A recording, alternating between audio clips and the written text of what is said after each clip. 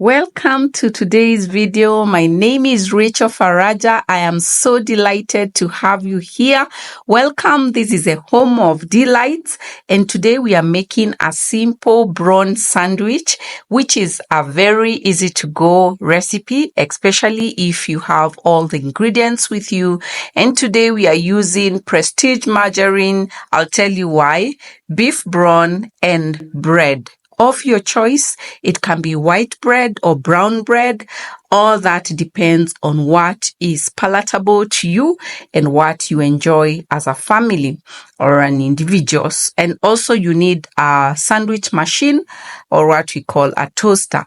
So beef brawn is my choice for the brawn, though we have pork brawn or chicken brawn, all that you can get. And I'm using Prestige margarine because from experience I've come to learn that it leaves very soft feel on the bread once I use it, and it is not too oily in terms of the aftertaste of the bread after we finished toasting it.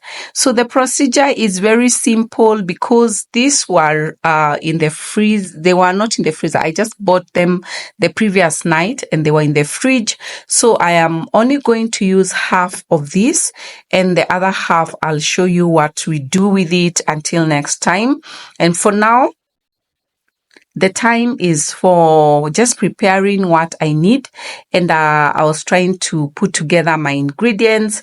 And first step, which I really didn't want to skip, I wanted to show you is don't forget to preheat your sandwich machine or sandwich toaster. Don't forget to preheat it. Just the same way we preheat an oven before we bake a cake. This step goes away ahead to prepare you to get the most moist and very well browned sandwiches at the end of the day. Try this tip and thank me later. So after that, I went on to spread the margarine on the bread, and you spread the side that will be burning.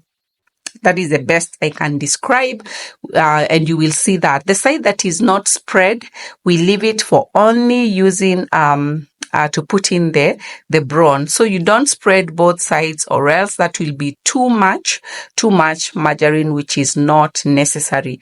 We only need a touch of what I'm doing here that will help us to leave. Again, don't under oil your bread, because if you do so, it is going to be very dry after you finish. So I'm all giving you tips of how to avoid bad sandwiches. If you are with me, click a like, share this video, subscribe to this channel if you haven't, and I just want to appreciate you if you are a returning subscriber, and bless you for being here.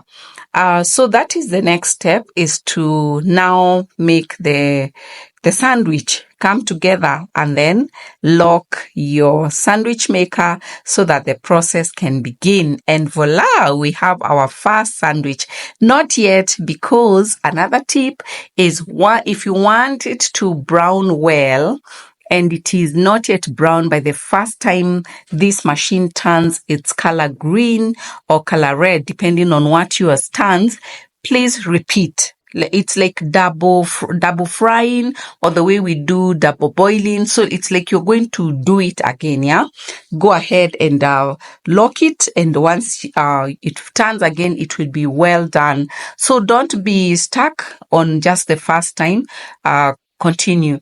Now, what I'm doing here is keeping away the other half of the brawn that we did not use in a Ziploc bag, and that will go into the freezer until next week, when this bread recipe will be coming up in the menu. And it is also very quick to thaw in case your children or you have kids coming from school or you have guests who have just popped in and you don't want to give them plain bread. This is a very quick recipe you can put together. After all is done and you don't want to serve it immediately, I normally wrap with a cling film around, as it preserves the moisture, it preserves the warmth, and also does not make them soggy.